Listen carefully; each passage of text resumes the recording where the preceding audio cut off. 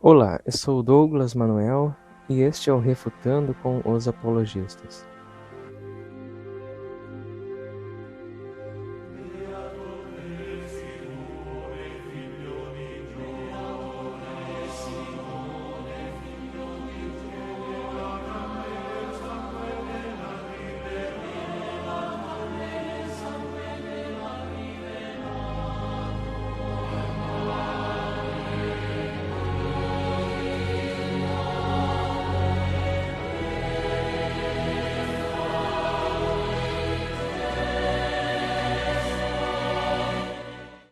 Neste contexto, o Papa ainda assumiu para si o título anteriormente pertencente ao imperador e que era um título pagão de honra ao imperador como sacerdote do deus Mitras, o deus Sol.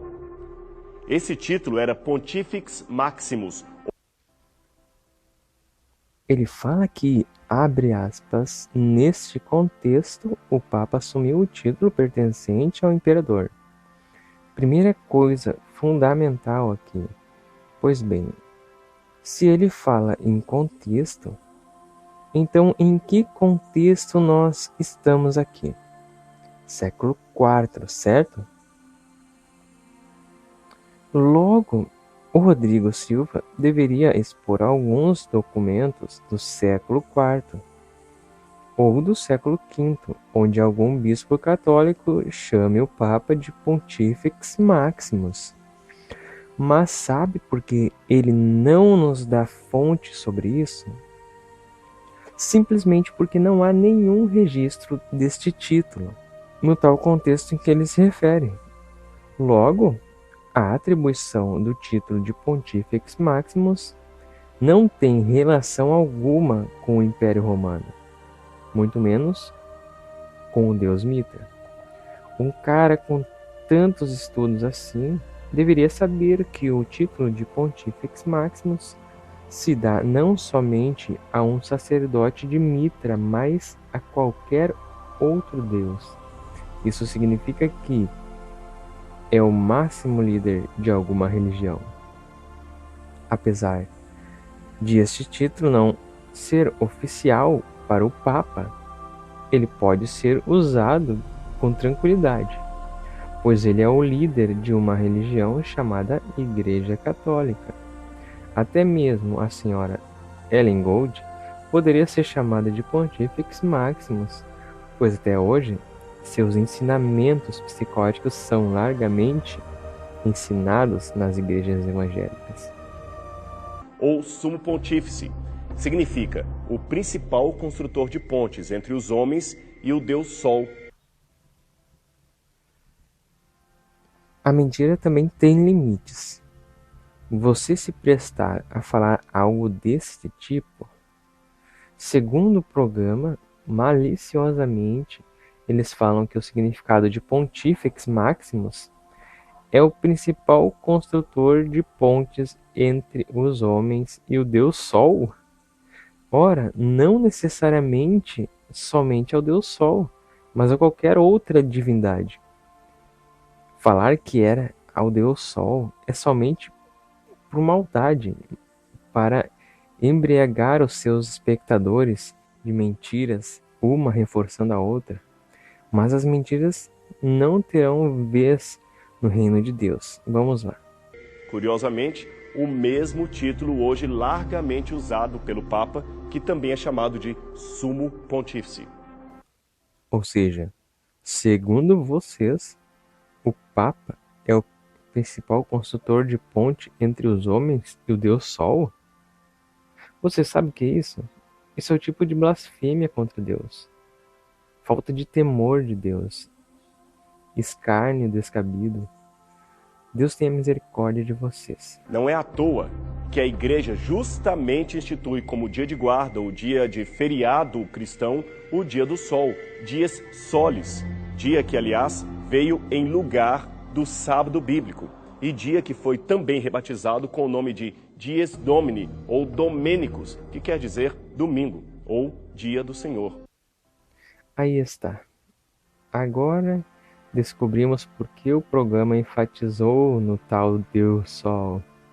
era somente para formar a sua base demoníaca de mentiras, para sustentar essa outra mentira, a de que a igreja teria instituído o domingo como feriado por causa do Deus Sol, ou seja, o domingo, que era chamado de dia do sol antigamente. Mas esta mentira está sustentada em cima de outras mentiras, então não pode ser sustentada. Não sei se você já leu a Bíblia, mas lá está escrito que nosso Redentor ressuscitou no domingo. Ora, se Cristo não tivesse ressuscitado, vã seria a nossa fé. 1 Coríntios 15, 14. Portanto, a ressurreição de Cristo é maior que uma prefiguração do Antigo Testamento. Prefiguração esta que se cumpre com a morte e ressurreição. Primeiro, o respaldo dos adventistas está todo no Antigo Testamento, ou seja, na Antiga Aliança. O cristão jamais pode contar com a Antiga Aliança, Hebreus 8:7, porque se a primeira aliança tivesse sido sem defeito, certamente não haveria lugar para outra.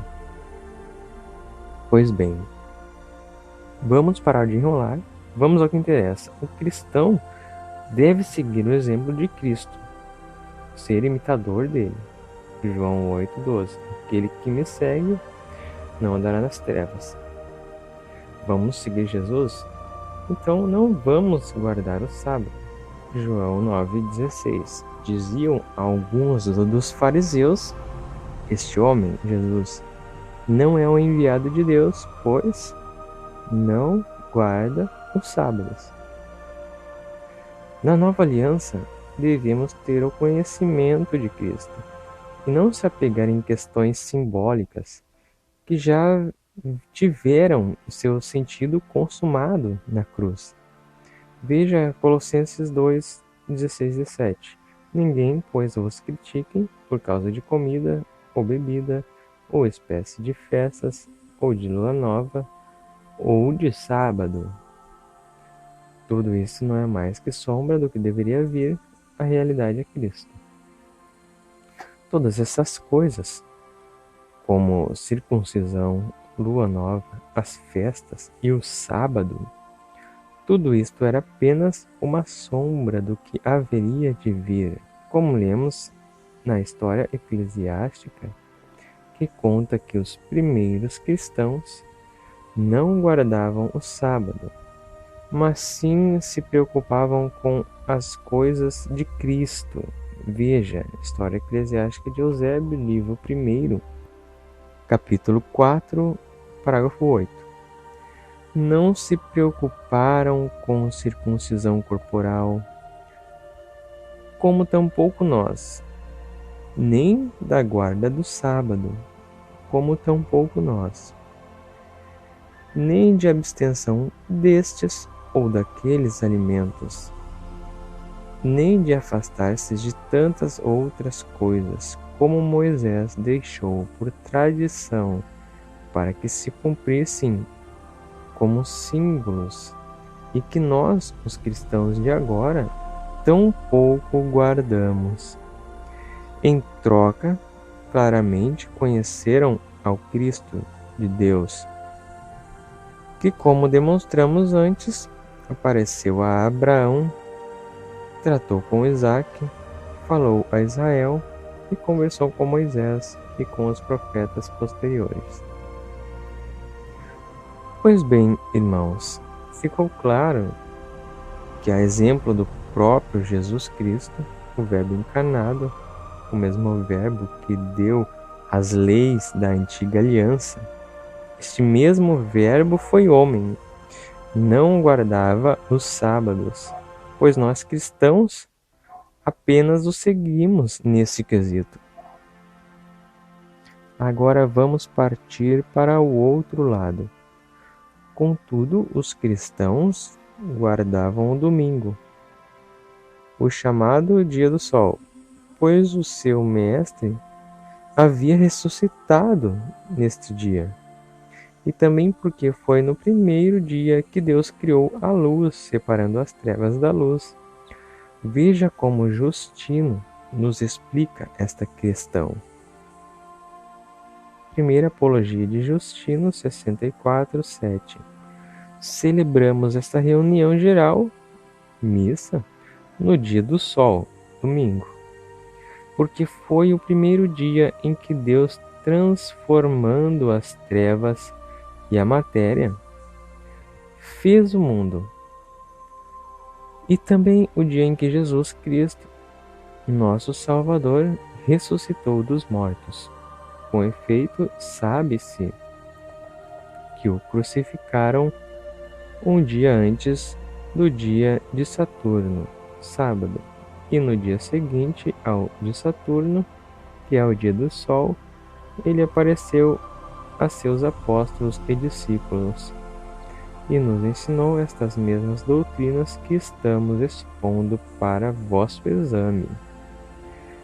Então, bem claro, né? São Justino, um cristão do século II, que é muito respeitado até mesmo pelos protestantes, porque eles mesmos dizem que até o século II a igreja cristã e tal não estava contaminada, blá blá blá. Porém, eu acho que eles são meio cegos quanto à questão de São Justino e com questão que tudo que ele escreve aqui, ele deixa bem claro, né, que domingo representa essa separação das trevas, da luz.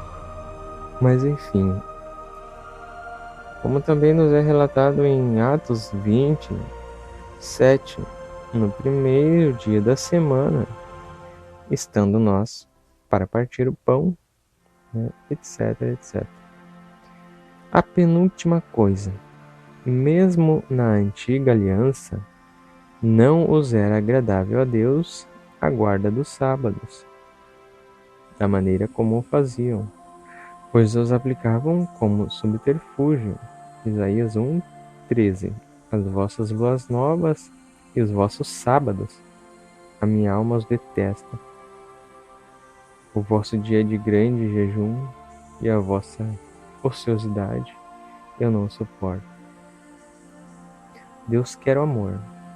Cristo veio para nos apresentar com perfeição os planos de Deus. Amai-vos uns aos outros como eu vos tenho amado.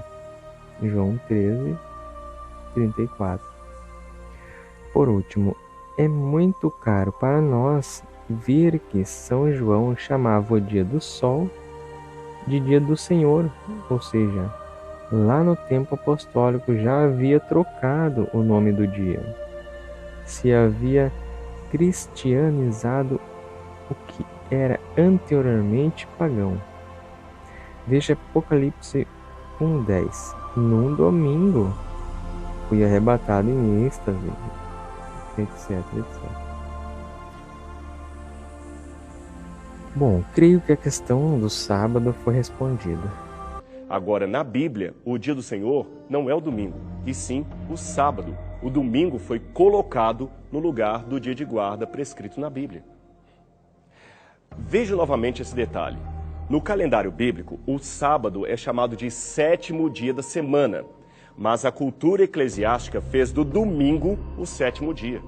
É por isso que, contraditoriamente falando, o domingo encerra o chamado fim de semana. Mas veja que estranho, o dia seguinte é chamado de segunda-feira e não de primeira-feira. Agora o cara extrapola, diz que a igreja fez do domingo o sétimo dia. Quero que ele me mostre em qual documento da igreja está escrito isso. E outra, dizer que a segunda-feira deveria então se chamar de primeira-feira. Ora, faça-me um favor. Você não está aqui falando de um assunto religioso. Ao falar sobre dias da semana, você está envolvendo uma enorme gama de fatores sociais e culturais que fizeram o que temos hoje por semana ou fim de semana. Com isso em mente, nós podemos passar para a segunda parte da profecia de Daniel, capítulo 7, verso 25.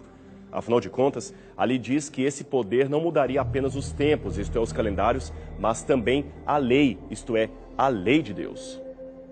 Agora, pegue em sua casa uma Bíblia católica, e abra qualquer Bíblia católica, protestante que seja, em Êxodo capítulo 20. Depois tome um catecismo e abra na parte que fala dos 10 mandamentos. Uma vez feito isto, compare os dois textos, da Bíblia e do catecismo. Você se surpreenderá ao ver como a igreja mudou arbitrariamente os 10 mandamentos, isto é, a lei de Deus. Muito bem, agora ele fala que a Igreja Católica mudou os mandamentos de Deus. Será que isto é verdade? Vejamos. Devemos começar afirmando que a Igreja não mudou os mandamentos de Deus, pois eles são imutáveis.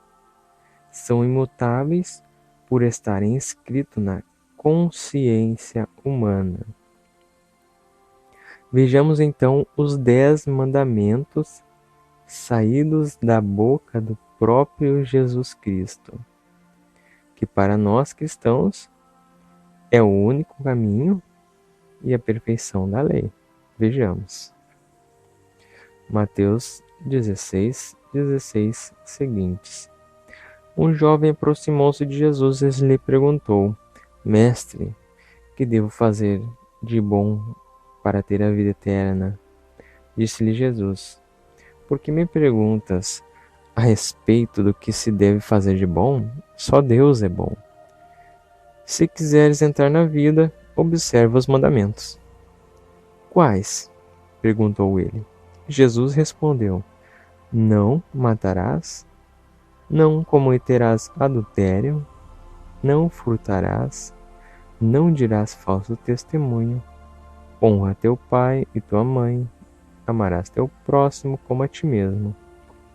Disse-lhe o jovem: Tenho observado tudo isso desde a minha infância. Que me falta ainda?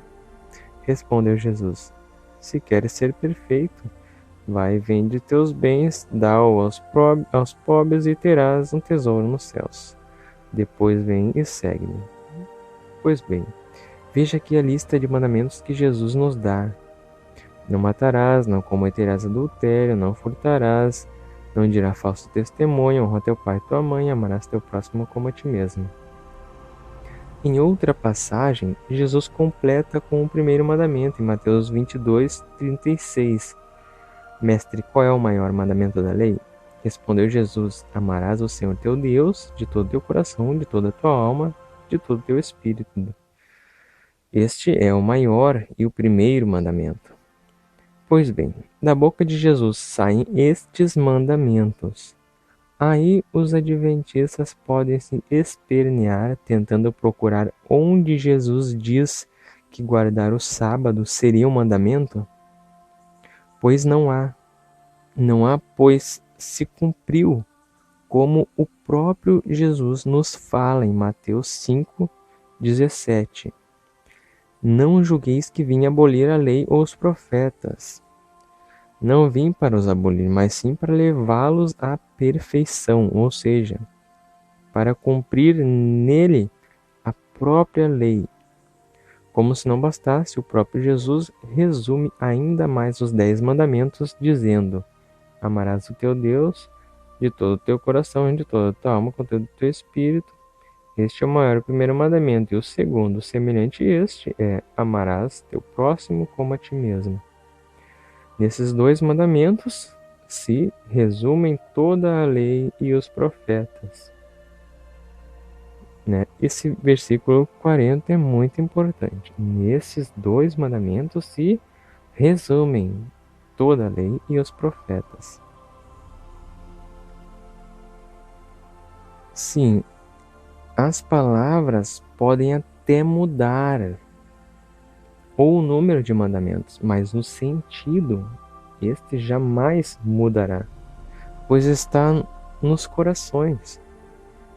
Se ater a uma questão legalista dos mandamentos, é sim fazer como os fariseus hipócritas faziam. Agora vamos ver as citações do catecismo. que nos fala dos 10 mandamentos.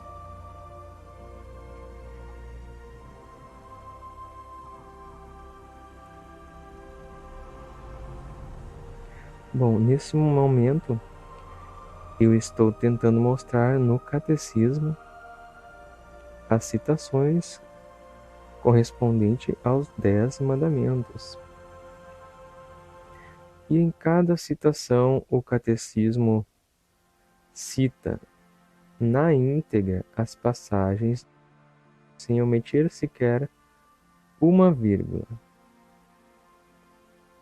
Para você que está assistindo esse vídeo fica mais fácil. Agora para você que está somente escutando, nesse momento eu estou tentando mostrar, né, as citações para você mais ou menos ler. Quem tiver o catecismo em casa, pegue. Eu vou dar um close aqui. E você pega essas citações e vê, confere no seu próprio catecismo, como não foi omitido nada das citações. Pois bem, como podemos ver, o catecismo não omitiu uma vírgula dos mandamentos. Então, esta colocação de que a igreja teria mudado ou omitido é falsa. Vamos entender a questão do sábado. Sábado significa literalmente um dia de descanso. Este dia de descanso não era somente no 7º dia. Vemos na Bíblia vários exemplos em que o dia sabático dura inclusive vários dias. Mais do que isso, o sábado pode durar até 70 anos, como está escrito em Levíticos 25:8. A questão do sábado para os adventistas é pura hipocrisia, na tentativa de se fazer superior a outras denominações, pois se o desejo de guardar o sábado fosse sincero, eles deveriam guardar o sábado da mesma maneira que os judeus faziam, ou seja, observando as mais de 39 proibições que haviam para o dia do sábado. Por exemplo, não se podia recolher lenha, Números 15:32. Não se podia preparar alimento, Êxodo 16:23. Não se podia acender fogo, Êxodo 35:3. Não se podia carregar carga, Jeremias 17:21. Não se podia comprar nem vender nada, Neemias 10:31. Também no dia sabático deveria-se oferecer holocaustos, Números 28:9. Aí fica a pergunta: será que os adventistas realmente observam o dia sabático? Ou é só pura hipocrisia? Isso eu vou deixar para os próprios adventistas responderem. Agora ele vai se despedir do programa, fazendo várias acusações rasteiras, e ainda por cima se gaba de ter passado tantas mentiras para o público. Eu poderia ainda falar muito mais coisas sobre o Santo Ofício, as indulgências, a Inquisição, mas eu creio que já dei informações muito fortes para você. Portanto, aqui vão as minhas considerações finais e eu gostaria que você prestasse bastante atenção nelas. Primeiro, não pense que esses assuntos que nós exploramos têm por objetivo endemonizar a pessoa física daquele que é eleito para ocupar o trono papal. De jeito nenhum. Certamente houve papas sinceros, devotos a Deus e papas desonestos, assim como existem também pastores verdadeiros e charlatães usando o mesmo título de pastor. O ponto aqui não é atacar a imagem de uma pessoa, mas expor com fatos históricos, bíblicos e proféticos as discrepâncias teológicas do regime chamado regime papal. E nesse ponto, talvez você se surpreenda com o que eu vou dizer. Não confie prontamente no que eu estou dizendo. Isto mesmo. Essas informações que você recebeu foram dadas com o fim de que você investigue por si mesmo os fatos e conclua a respeito do que está por detrás do maior sistema eclesiástico do mundo, se ele é mesmo um sistema bíblico ou se está cumprindo o papel do anticristo predito na Bíblia. Mas é claro que não vamos confiar. O motivo para eu ter feito esta série de vídeos é justamente para ajudar as pessoas a pesquisarem e ver as mentiras tenebrosas que esses lunáticos propagam. E com relação às pessoas que estão na Igreja Católica, deixe-me dizer que eu mesmo fui católico. Era católico, sim. Isto é o que você acha. Aqui eu posso citar com toda a autoridade que a Bíblia me dá a passagem de João, 1 João, aliás, 2,19, que diz: eles saíram dentre nós, mas não eram dos nossos. Se tivessem sido dos nossos, ficariam certamente conosco, mas isto se dá para que se conheça que nem todos são dos nossos. Fui católico. E eu me ofendo profundamente quando um protestante ou evangélico sugere que eu só me converti quando abandonei o catolicismo. Isto simplesmente não procede. Preste atenção no que vou dizer para você. Eu era um católico muito bem convertido, tão convertido como hoje. O que os adventistas fizeram foi apenas dar-me a chance de conhecer verdades acerca do Deus que eu já amava e não sabia. E como eu, certamente há milhares, eu diria milhões de outros sinceros na Igreja Católica. A Igreja de Deus não pode se limitar aos contornos da minha própria igreja religião, somos nós. não são apenas os da minha religião que serão salvos. Antes, a Igreja de Deus é formada por sinceros de todos os credos e até por pessoas que não estão em credo algum. Eu tenho muitos amigos católicos cuja sinceridade espiritual eu jamais poderia negar. Eu não consigo sequer supor a ideia de chegar ao céu e não encontrar ali irmãos católicos como Madre Teresa de Calcutá, Irmã Dulce ou Francisco de Assis. Se esse pessoal tão caridoso e altruísta não foi verdadeiramente cristão, quem é que foi? Mas de uma coisa eu sei, a menos que haja duas verdades, e não há, eu tenho muitas vezes que optar entre o que diz a Bíblia e o que ensinam as bulas papais. Entre a Bíblia e as bulas papais, ele prefere a Bíblia? Que engraçado! Como é que ele acha que a Bíblia foi constituída? Será que caiu do céu? Ou foram esses mesmos papas que a compilaram? Logo, obrigatoriamente, temos que crer antes na Igreja e nos papas, para só então realmente crer na Bíblia. E entre ambos, meus amigos, eu prefiro ficar com a Bíblia. Foi por essa razão que resolvi compartilhar com muita franqueza, mas ao mesmo tempo com muito respeito estes fatos para você, para que você tome por si mesmo uma decisão ao lado da verdade. Pense com carinho a respeito do que eu falei. Ore a Deus. Seja fiel ao que diz a palavra de Deus. E a gente se encontra novamente aqui, tá bem? Semana que vem, na TV Novo Tempo, para mais um programa Evidências. Até lá. Bom, meus irmãos, finalmente, com a graça de Deus, consegui acabar a refutação. Como prometido, o vídeo dele foi todo posto na íntegra, para que ninguém diga que cortei as palavras dele. Digo a vocês que não é nada fácil construir um material bem fundamentado e por isso muitas vezes eu demorei em postar, pois tenho muitos afazeres, tanto no trabalho como na igreja, então às vezes estou muito cansado, mas finalmente consegui. Vou deixar na descrição deste vídeo vários links em forma de agradecimento. Também quero agradecer a quem vem acompanhando desde o primeiro vídeo. E se você não assistiu, então assista essa série completa. Garanto para você que sua fé e confiança na Santa Igreja Católica aumentará e muito. Muito obrigado, fiquem com Deus e até a próxima. Comentem aqui com dicas de próximos vídeos que eu posso estar fazendo. Deus abençoe.